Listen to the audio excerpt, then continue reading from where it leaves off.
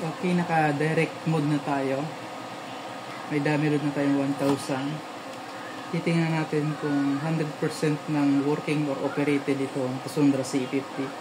Kasi kung meron pa, either sumabog or either meron tayong makitang frequency na dumi. Okay. Try natin agad.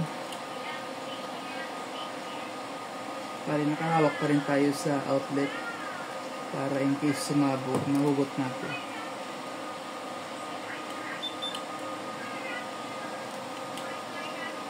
Wala.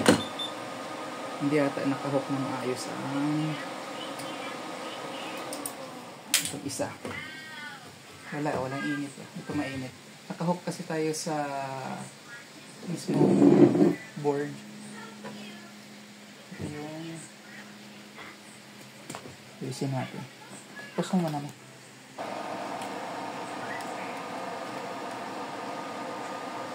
Okay, nagpalit kasi tayo ng speakon kasi walang contact sa kabila. Ito na, meron na siya. 82. Ito kasi na-test na pre-run kanina kaya mataas na ang init niya. Pero based sa waveform ay balance naman tayo. Okay na to. Itong normal pa rin. 37.